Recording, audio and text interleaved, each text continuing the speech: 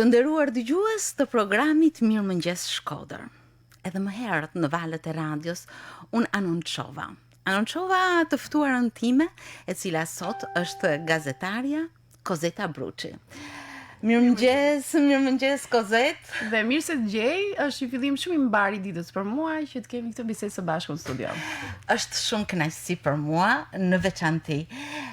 Një gazetare shumë aktive, një gazetare me një profil të veçantë, do thosha, që ka sjell në vëmendje shumë çka që Shkodra ka. Unë sot kam kënaqësinë ta kem pranë mikrofonit përballë, ndërkohë që duke kërkuar tek ty Kozet, më bën përshtypje diçka shumë dalluese. Shfaqesh me një profil që të prezanton vullnet optimizëm. Është diçka shumë e bukur, do thosha, është një moto jotoja, një filozofi e jetës tënde, diçka, një motiv i përditshëm, nuk e di se si. Atëherë, jam dyti pare që ndezin motorët tek unë dhe më vënë në lëvizje duke filluar që në mëngjes edhe në përditshmëri. Është mirë që njeriu të ketë vullnet, sepse përmet vullnetit mund të arrihen shumë rezultate ose mund të kalohet dhe vështirësi, sepse nuk është i domosdoshëm, patjetër duhet të kesh sukses. Bile kur e lexoj dhe vet vullnet edhe në ato ditë që dhe mund të mungoj sepse të tilla janë rrethanat e jetës, mjafton që unë e kujtoj që e kam si moto. Dhe patjetër duhet ta kem edhe atëherë kur ndoshta demoralizohem, po pastaj është edhe optimizmi që më karakterizon vazhdimisht, sepse hy në kategorinë atyre njerëzve që themi nëse dështon plan A, patjetër duhet ketë një plan B dhe ky është një motiv i optimizmit, sepse gjithmonë mundohemi të nxjerrim situata pozitive edhe atje ku ka negativitet për t'i dhënë përpara, sepse jeta duhet vazhdoj, duhet jetuar dhe jo në mënyrë mekanike. Natyrisht, po këto koncepte, siç duket, kanë qenë brenda teje që herët, sepse lidhen dhe me personalitetin në formim të një njeriu, apo jo? Patjetër, ndikon edhe familja. Nga babai mund të ketë marrë efektin artistik ose anën e të shkruarin, ndërsa nëna ime është shumë optimiste. Dhe ndoshta që në vogli, për shembull, kur ne kemi pas në një situatë të pazgjidhshme, mami gjithmonë ka thënë do rregullohet, do bëhet. Dhe pastaj kjo të bëhet pjesë e edukatës, pjesë e menduarit, pjesë e shpirtit, që patjetër do gjehet zgjidhja, nuk ka gjë që nuk ka zgjidhje. Shumë gjë e bukur, po ndërkohë duke qenë gazetare, këto koncepte të duket sikur dhe këtë filozofi të duket sikur e shpërndan. Nuk është thjesht tek vetja, sepse duke qenë një person që ka një komunikim të tillë, të duket si ai jep këtë mesazh edhe të tjerëve. Në jetë ndoshta njeriu jo gjithmonë ka luksin të zgjidh profesionin, të cilit i përshtatet. Unë duhet të thënë që ka qenë dhe dëshira, por më shumë edhe çështje fati që zgjodha këtë profesion. Kështu që nga takimi në takim, patjetër has njerëz me pozitivitet ose njerëz që kanë diçka për të thënë ose një mesazh për të dhënë, dhe fakti që t'jepet mundësia përmes një media vizive që ta shpërndash tek të tjerët, kjo është pjesë e pozitivitetit, sepse i bën edhe të tjerët që mund të kenë një problem të njëjtë me personin, ta shikojnë një zgjidhje dhe ti ndihesh mirë pasaj nga rezultati i kësaj. Ndrimi i vazhdueshëm i ambienteve, lëvizjet jashtëzakonisht në natyrë, patjetër krijojnë rrethana që një njeri të jetë optimist, sepse gjithmonë ka variacion, nuk ka shanse që të bjerë në monotoni, gjithmonë ka diçka për ta treguar, duhet që dhe njeriu brenda vetes të ketë pak pozitivitet të lindur. Dhe sa bukur i shkon mëngjesit, pikërisht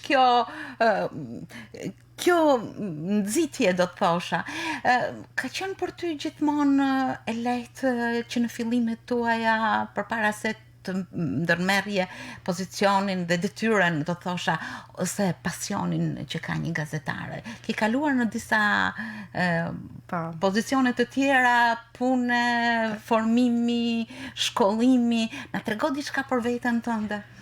Të gjithë kanë një fazë para shumë, bëjnë ndonjë përpjekje në 8 vjeçare, ndonjë përpjekje në shkollë të mesme, pastaj në vitet që pasojnë supozoj që konsolidohen. Për mua nuk ka ndodhur kështu. Unë kam mbaruar përgjithësi në Shkodër dhe pas përfundimit të universitetit dëshiroja të punoja në televizion. Po e diti që në intervistën time të parë, unë nuk jam pranuar që të punoj në televizion. Kështu ndodh shpesh me disa njerëz të suksesshëm. Absolutisht, domethënë atëherë ka qenë punësim në televizion me komision. Unë kam dalë para një komisioni, bile është bërë një regjistrim se si do të isha unë si speaker e lajmesh, jo si gazetare, dhe kaq fallco kam qenë dhe kaq e shtrënguar në fyt kam qenë, sepse më kapi ajo mania që të imitoja speakerit e televizionit shqiptar në atë kohë, mi po dola jashtë natyrës time dhe nuk u zgjodha për të punuar në televizion. Më pas jeta mori drejtime të tjera, kam punuar supervizore në një fabrikë të njohur në qytetin e Shkodrës. Më pas ishte emigracioni dhe unë televizionin e kam filluar në moshën 29 vjeçare. Tash do pyesin gjithë sa vjeç jam, po. Nuk ka problem. Po gjitha këto vite po? Emigracioni ishte një shkollë më vete, sepse përballesh me vështirësi dhe atje nuk ke ndihmën e rrethit shoqëror apo të familjes për t'i kapërcyer disa vështirësi. Kështu që është një shkollë më vete, fitohet një vetbesim. Por e kujtoj që çdo mëngjes që unë çohesha dhe të shkoja në punë në Athinë, gjithmonë thoja, po pse jam këtu? Sa bukur do ishte të punoja në një televizion. Dhe ishte gjithmonë një ëndër që ndoshta isha në një makinë qepse që po punoja, në një fabrikë dhe përfituroja se si do ishte një dalje ime në televizion, ndoshta speaker live, nuk isha ndonjë gjë konkrete sepse thjesht ishin mendime për të ndjerë mirë atje. Nuk e kam pas të lehtë emigracionin, u ktheva me dëshirën time në atë dhe ka qenë një shoqe ime, edhe ajo është kthyer nga Greqia, kur më tha Kozeta kanë vendosur një njoftim për të punuar, kërkojnë gazetare në televizionin Shkodra në atë kohë. Edhe unë gjithmonë kisha të dyshime, po unë s'kam përgatitjen, po unë s'kam punuar më përpara, sepse është kjo që vuajmë nga kompleksi se s'jemi gati ose s'kemi eksperiencën. Megjithatë, duhet thënë që televizionet lokale në Shkodër kanë t'japin dorë në disa situata ku shohin që e kemi vullnet ose kemi dëshirë, ka shërbyer thjesht diploma. Po që u pranova në televizion dhe përpjekjet e mia të para për të kaluar tek ajo që ju thatë ka pasur vështirësi si profesion. Përpjekjet e mia të para ishin ndoshta kështu, se me vete si kam bërë atëherë, jo se s'bëj tani nga ato, po duke qenë se jemi dhe në situatën e Borës, ndoshta kam qenë gazetare e parë që kisha vetëm pak muaj që punoj atëherë, që kam udhëtuar me helikopterët e ushtrisë në zonën e Dukagjinit. Ishte ndjenja euforike tani që t'jemi ashtu të vërtet në atë që themi, thjesht më pëlqente profesioni, më kishte rrëmbyer jashtëzakonisht profesioni, do kaloja çdo vështirësi pavarësisht se isha me një fëmijë të vogël, ishte disa muaj fëmia. Po më kishte rrëmbyer, ishte diçka që unë e doja me shumë shpirt dhe kemi pasqyruar situatën që ishte andej. Me Klodin ka qenë operator në atë kohë dhe veprime të tilla, ndoshta pas zinxhirt të Gurimashës në zonën e Dukagjinit duke kaluar në zonën e Kirit. Domethënë janë disa sakrifica që u bën që ndoshta më evidentuan atëherë për ekranin. Po këto u bën nga ajo dëshira, jo për të evidentuar, nuk ishte ky qëllimi, por për të pasioni ishte. Vazhdoj të kem atë pasion. Jam e sëmur nga ky lloj pasioni. Është shumë e bukur që njerëzit të ushqejnë pasionet e tyre. Por ndryshe do zvarritesh. Dhe çdo motiv i përditshëm që na e bën jetën që ta jetojmë çdo ditë është pikërisht ky motiv, ky pasion që na shtyn drejt një gjëje apo një tjetër. Në fakt këto vite që renden drejt derdhjes së këtij pasioni kanë formzuar tek Kozeta shumë çka. Nga ajo Kozeta e vogël nxënëse studente kanë brumosur shumë tipare që tashmë i sheh që i ke tuajet apo jo. Duke vazhduar në medje, fillojmë edhe krijojmë atë profilin tonë, e kuptojmë se ku pozicionohemi. Mund të kem provuar disa kategori në media, por si gazetare terreni për mua është një pasion i jashtëzakonshëm. Çfarë kam përfituar nga kjo?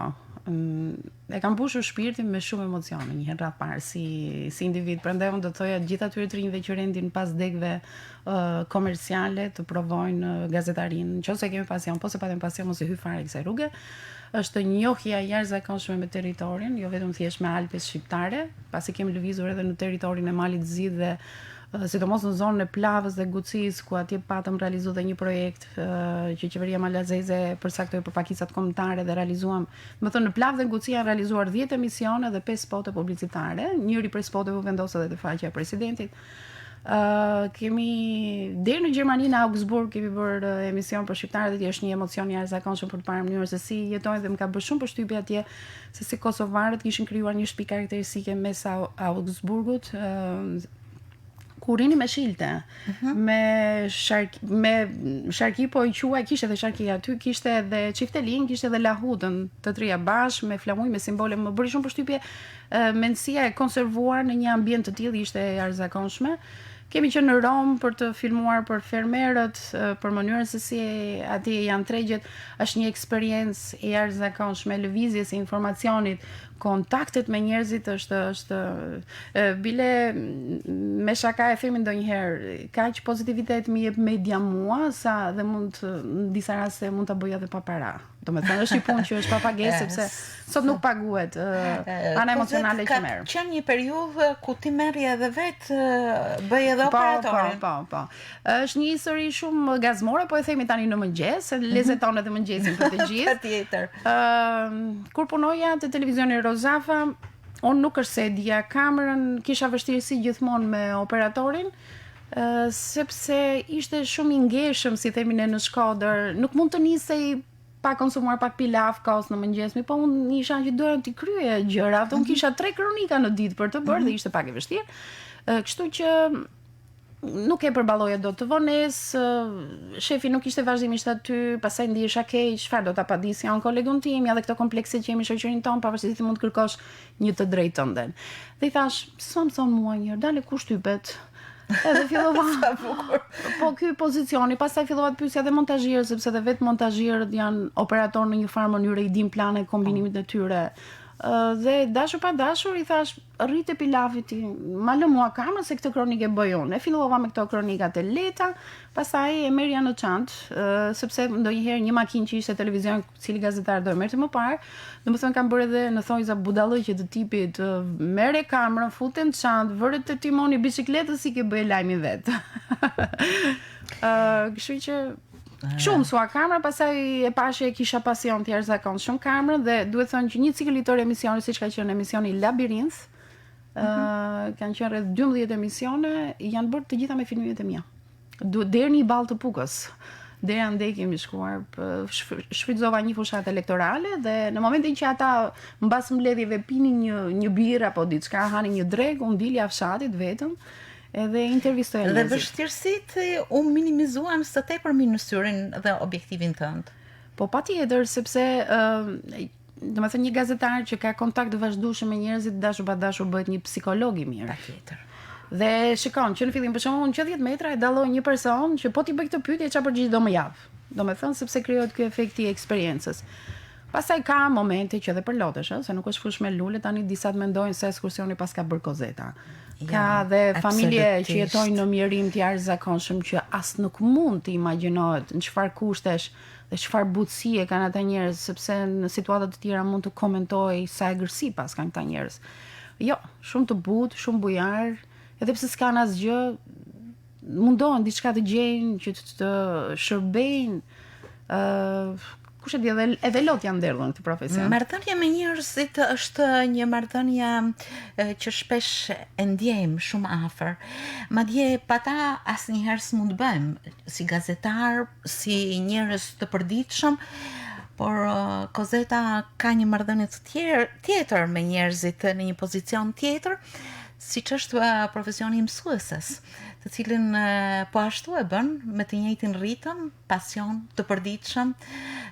Je mësuese në një shkollë në gjimnazin Gruemir në Bashkinë Malësi e Madhe, është rreth 13 kilometra nga qyteti i Shkodrës. Të shoh që nxënësit tuaj janë një motiv tjetër i ditës tënde, një dashuri më vete, siç mund të quhet, në pasionin me mësimdhënien, me një raport tepër njerëzor, me këtë brez të ri që formëzohet në shkollë dhe patjetër që mbi të duhet të ndikosh. Si është kjo këndvështrimi i ditës tënde? Arsimi është një profesion ashtë i bukur që gradualisht është bërë pjesë e përditshmërisë time. Kam këtë koncept për nxënësin. Nxënësi nuk është një enë që mbushet, por një zjarr që ndizet. E kam jashtëzakonisht për pasion që nxënësi të marrë thelbin e informacionit, por të kultivoj tek ta anën njerëzore. Domethënë ndihma që duhet kemi për njëri tjetrin, pozitiviteti që duhet kemi për njëri tjetrin, lindja e fantazisë, thënia e mendimit hapur. Pra, pavarësisht se programi mësimor patjetër që duhet bërë, por duke qenë se librat janë të tejmbushur me fjalë të mëdha, me fjali që stërhollohen për diçka që mund të thuhet më me thelb ose me një rast më konkret, mundohen që nxënësit ta shikojnë ta duan shkollën pavarësisht se në kohë sot me mungesë e laboratorëve, mungesa e mjeteve, një mësues vetëm me një shkums në dorë nuk kërcen gjallë ndonjë emocion të jashtëzakonshëm. Mësuesat e letërsisë siç mund ta kemi pak më të lehtë sepse kemi lëndën e tillë që pak interpretim, pak frymëzim edhe mund ta elektrizosh nxënësin. Ndoshta lëndë të tjera mund ta kenë akoma më të vështirë. Megjithatë duhet ta pranoj faktin që ka qenë tjetër rini brezi. Si e përcakton mendoj këtë që brez? Teknologjia e ka dëmtuar dhe informase, jo se jam kundra teknologjisë, shumë mirë që ka ecur përpara teknologjia, po nuk ka ecur paralelisht me shkollën. Do të thonë ai të ketë opsionet, mendimet, informacionin pavarësisht se çfarë zgjedh, sepse e përdorin jashtëzakonisht internetin, por nuk e përdorin për mirë, për informacion që është i vyeshëm për ta. Po kur e krahasojmë me nivelin që ka shkolla që ende jemi me një regjistë, me një tabelë dhe me një shkollës, nuk i ngjall me interes shkolla. Po se pa, për shembull, një eksperiment që të bëhet konkretisht, nxënësi nuk ka interes. Nuk mund ta mësojnë në anën teorike. Ndërkohë me gjithë këtë realitet dhe ndoshta vështirësi që i vishën këtij momenti që kalon edhe shoqëria, edhe shkolla, si e shikon rolin e mësuesit në afrimitet më tepër me nxënësin si personalitet pedagogjik? Jam që shkolla është mbushur me burokratizma të tipit që mësuesi vendoset në proces ku gjysmën e kohës e harxhon për dokumentacionin. Pra i është kufizuar koha që mund të investonte tek nxënësi për të krijuar afërmitet me të. Kështu që harxhon shumë drejtim në këtë kohë. Pa llogaritur që në arsim kanë hyrë mësues që nuk e meritojnë që të jenë të tillë. Domethënë që kanë probleme me mësimdhënien, që e konsiderojnë që unë do marr një rrogë të shkoj te shtëpia, të vrapoj të shkoj te shtëpia. Nuk është më ai afërmiteti që ka qenë dikur me nxënësin, nuk ka më përkushtim. Pra ka psuar dobësia ana njerëzore e marrëdhënieve që duhet ketë mësuesi me nxënësin, janë të paktë mësues që hyn emocionalisht që të ndihmojnë fëmijën. Ka shumë mësues kujdestar që asnjëherë nuk e marrin vesh ndoshta deri në vitin e 3 që ky fëmijë ka pasur problem familjar. Sepse asnjëherë nuk është ulur që të bisedoj. Dhe vetë fëmia është pak si ndrojtur, të mos harrojmë është ndryshe një fëmijë në qytet, ndoshta pak më i shprehur, më i lirshëm, në atë që do thotë jo dhe të gjitha natyrisht kategoritë, ndërkohë që janë pak të rezervuar në disa zona, nuk para i tregojnë probleme familjare. Pra duhet mësuesi ta kuptojë gjendjen e tij, se pse ka ardhur me këtë formim, çfarë mund të bëjë më mirë, si mund të rritet niveli i tij, çfarë do nxënësi, mund ta ndihmojë dhe mund të ketë një hobi apo diçka, sepse shumë talente dhe mbaroj nuk evidentojnë asnjëherë. Si është ecurinë e këtyre nxënësve ose konkretisht nxënësve tuaj pas këtij cikli shkollor, kanë rrugtime me perspektiva apo rrugtime për jashtë? Për ne ndryshon atje, sepse pjesa më e madhe e nxënësve zgjedhin, sidomos djemt, e shohin zgjidhje të vetme emigrimin që është jashtë kufive shqiptar. Shkak për të bën të afërm të tyre që kanë qenë më përpara dhe që bëhet tërheqja ose para dhe shumta që paguhen të tregu i zi për të bërë kalimet, kryesisht synohet Anglia, pjesa më e madhe, apo dhe Gjermania, apo e shohin që vështirësitë për të pajisur me dokumenta janë shumë mëdha, megjithatë zgjedhin dhe të punojnë në sezone. Sepse ata e shohin konkretisht kush mbaroi shkollën dhe kush punoi pikërisht në atë njësi ku ata janë. Domethënë kanë shumë të vështirë. E kuptojmë pa punësinë e zakonshme.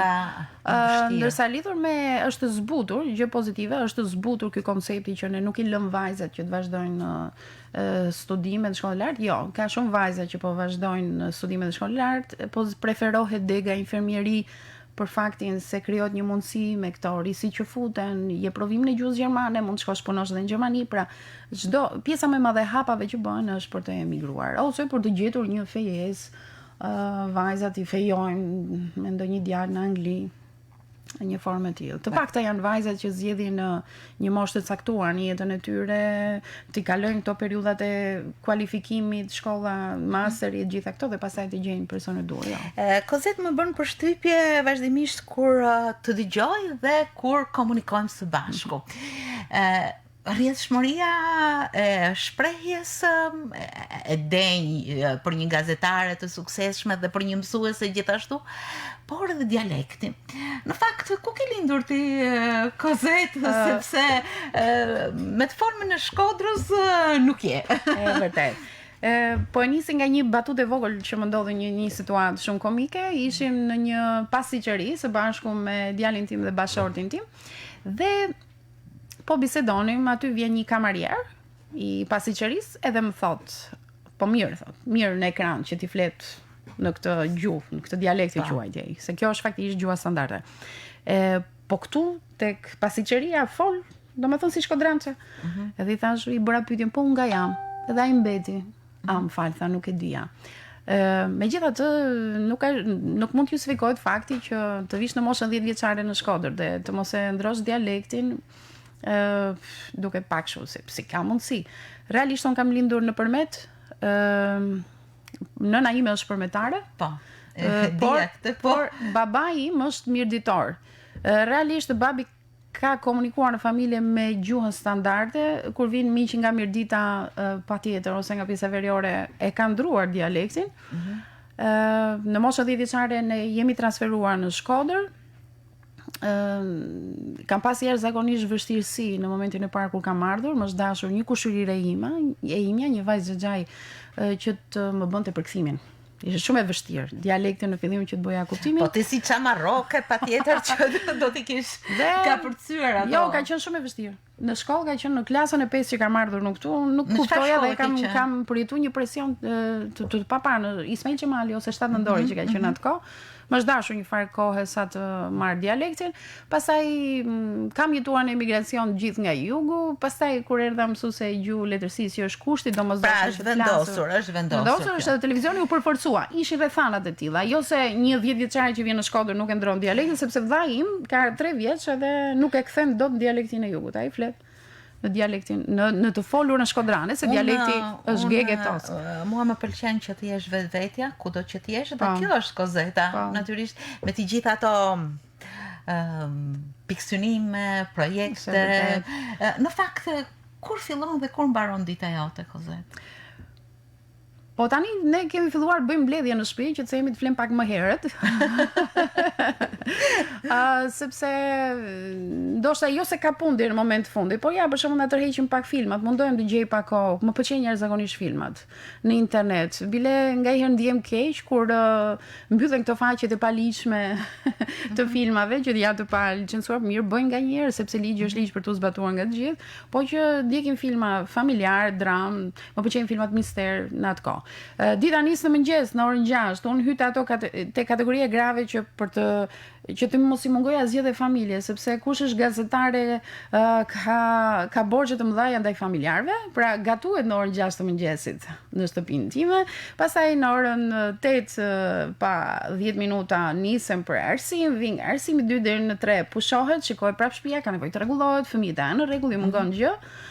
Në televizion pastaj rreth orës 6 jam sërish në familje. Ka ditë që mundohem që të shtunën dhe të dielën, ti lëse ditë pushimi, domethënë që të ketë një organizim me familjen, të mos jenë këto mungesat jashtëzakonisht të mëdha. Megjithatë, një merit jashtëzakonshme ka familja ime prindrit, që më kanë ndihmuar merita në mënyrë të jashtëzakonshme, se kam thënë mami ti do një lapidar për kontributin. Pa llogarit që edhe bashorti që un kam është i gjendshëm, nuk është tipiku i bashortëve patriarkal që ja lë të gjitha gruas, te ne nuk ndahen punët, shumë herë edhe ai gatuan dhe gatuan shumë herë më mirë se mua dhe më konkuron. Dhe kemi çunat që thon mami kush e ka bërë këtë? Po e bëri Koli. Ne do e ham, po e bëri ti sa ham. Që në këtë prizën jam natyrisht një bashkëveprim duhet dhe është i nevojshëm nëse për të lehtësuar. Megjithatë gazetarët e kanë të vështirë, ato që e kanë me pasion dhe që janë aktive shumë, që nuk janë të pozicionuar thjesht në një punë zyre apo diçka e tillë. Duhet ti kenë kushte, duhet të ndihmon në një farë mënyre, sepse do e kenë shumë të vështirë, sidomos në shoqërinë shqiptare, ka pengesa pafund.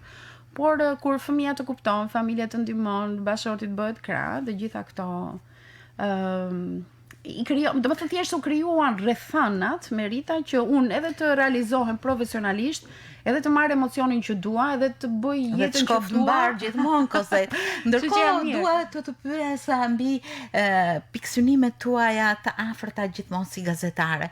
E shoh që mban cikle të bukura si Arom Shkodre, por her pas here me periudha fut edhe gjëra që i përshtaten kohës, festave, periudhës, cilat janë ato vështrime që ti ke së afërmi dhe së larg, ndoshta mund të mos mi thuash konkretisht, por do dëshiroja diçka në vështrimin tënd. Kur kam bërë një analizë se sa lloje emisionesh, lloje, jo si numër, sepse si numër janë shumë të panumër. Kam shpikur krijuar 16 lloje emisionesh. Për fat të mirë kam pasur shansin që pavarësisht se televizion lokale dihet hapësira që kam, tek këtë vënjishi kam pasur mundësinë edhe nga drejtuesit apo e prorët që më krijohet hapësira një studio apo diçka të më aprovojnë projektet edhe kështu jam ndier jashtëzakonisht mirë, sepse nuk di çfarë do kisha bërë. Domethënë thjesht të bësh vetëm një variant. Natyrisht. Kuptoj që është një emision që ka një titull shumë të lezetshëm që quhet Të Zura. Domethënë Të Zura mat. Po me esencin komik, po ky emision unë zbuloj se s'ka problem, bile ty po ta them ekskluzivisht këtu në emision. Nuk na dëgjon kush përveç se të gjithë interneti. Është një emision që duke parë aftësitë që ka dhe bashorti im në moderim, përveç se ai është edhe operator një herë që punojmë për një televizion shqiptar në Amerikë, për Al Dreams TV. Si bashort me imagjinon mua me bikutina në kokë, një studio, domethënë me papuçe unë, me papuçe leshi, kupton? Që presin disa të ftuar që vijnë. Domethënë dhe me një ambient tjetër që s'po i zbulojmë të gjitha, është një projekt që është jashtëzakonisht i bukur, që sjell realitetin përmes aktrimit, por që ka dhe shëtitje dhe udhime të valixhe që mbushen. Është shumë i veçantë, është ide pa kopjuar, janë dy personazhe që edhe mund ta realizojnë shumë bukur dhe që ka besueshmërimi, po është çështje e investimit, sepse këto kanë kosto në studio, kanë kosto tek pjesa tjetër. Mendon se po mbështetesh apo është gjithmonë pjesë për të zbuluar dhe për të luftuar për të? Jo, kisha dashur hapësirë më të madhe, ndoshta deri këtu për momentin janë hapësirat e televizionit lokale, i ndjej pak këmbët e lidhura nga arsimi në Shkodër, të doja të bëja diçka të madhe. Një televizion kombëtar, të doja. Domethënë ta realizoj këtë dhe pastaj të them, po, tash i realizova të gjitha. Kam nevojë për hapësirë më të madhe, po është ndjenja e nënës ndaj fëmijëve. Të jem afër tyre, sa të forcojmë përfundimisht. Është shtëpia, domethënë nuk e di, shumë herë mendoj sikur të kthehem 20 vite mbrapa dhe mund të ndjek një drejtim tjetër. Po, goxha kam sakrifikuar për drejtuar. Ecuria deri tani ka treguar që hap pas hapi Kozeta i realizon, kështu që asnjëherë me vullnet dhe optimizëm. Po, tamam. Me optimizëm edhe mund të realizoj, ndoshta do bëhet edhe një përpjekje më bindse për ta parë më në detaj, se akoma nuk është parë në detaj, domethënë çfarë do sjell, si do sjell. Pastaj shpesh duke parë rrethanat, njeriu moderon, modifikon dhe i përshtat. Mbase kjo do të jetë një mundësi për ta përshtatur pa i hequr të gjitha ato role që ti mendon. Patjetër, se është kriju eksperjenca, njihet shumë mirë publiku, dihet se çfarë të reje, më pëlqen të thyej tabut gjithmonë. Domethënë shumë herë nga emisionet edhe mund të jenë paragjikuar në fillim, po si e the këtë, po si e pyete për këtë. Më pëlqen kjo, domethënë që ti heqim ca bariera, ti jemi pak shoqëri më mendje hapur për gjërat, të mos kemi frikë, të rezervohemi në çdo gjë që themi dhe ta mendojmë kaq shumë se më ndodh edhe në intervista. Intervistoj një person dhe nuk arritëm në përgjigje, sepse ai po e modifikon përgjigjen dhe nuk është i vërtetë. Dhe kjo mua nuk më pëlqen, sepse vëre tek njerëzit sa më i besueshëm ti je, sa më i shpenguar ti je, aq më shumë krijon raporte të afërta, domethënë fiton dhe respekt dhe autoritet.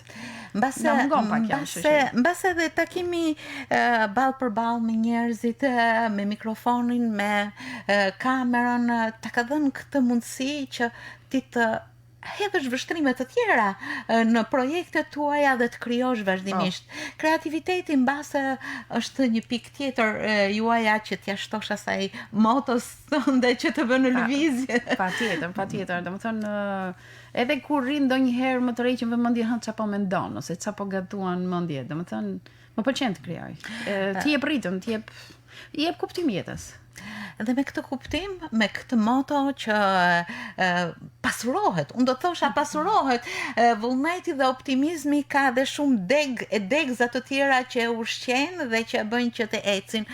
Unë do të uroja gjithmonë këtë ecuri të mrekullueshme dhe këtë dëshirë e pasion që ke, jo thjesht për profesionin, por për jetën tënde të mbushur me shumë dashuri nga shumë njerëz që të rrethojnë Kozet. Dhe më vjen shumë mirë që sot ishe në Mirëmëngjes Shkodër, për t'i dhënë edhe dëgjuesve që na ndjekin, ndoshta një motiv, ndoshta një moto, ndoshta një filozofi, një shembull, a çdo gjë tjetër që përmbledh ecuria jote në punë dhe jashtë saj. Unë të falenderoj jashtëzakonisht për këtë ftesë, është kënaqësi e jashtëzakonshme që komunikuam, mbetesh një nga moderatorët e spikjet shumë të mirë, një eksperiencë shumë e madhe pune dhe mua më vjen keq që në vend që të jem unë në pozicion që të marr intervistë ty, je ti që më merr intervistë mua sepse roli jot është i jashtëzakonshëm. Ju them njerëzve bëni ato gjëra që doni në jetë, që ju mbushin. Nëse nuk keni profesionin e duhur, e di që të tilla janë rrethana dhe nuk keni mundësi zgjedhje, po edhe aty ku jeni në atë profesion që nuk e doni, shikoni ndonjë anë pozitive sepse mund të ketë diçka që mund t'ju mbush. Natyrisht kjo është një kredo që secili duhet Nuk e kemi mundësi që të zgjedhim, as të bëjmë aventura të tipit jo lë braktistë për diçka tjetër, jo. Dhe një ditë mbar, filloni mbar në mëngjes se ju shkon mbar deri në darkë. Sa bukur. Një do të thosha jo thjesht një sentencë, por një dëshirë shumë e madhe, një motiv që ditën ta jetojmë me të gjitha kthesat, rrugësat që na jep, por që ta finalizojmë me ato dëshira të mira, tepër njerëzore, tepër të bukura, që na e mbushin jetën. Kozet, edhe një herë të falenderoj dhe të uroj punë të mbar, pasione të realizuara dhe çdo gjë të bukur në jetë. Faleminderit, sukses edhe ty.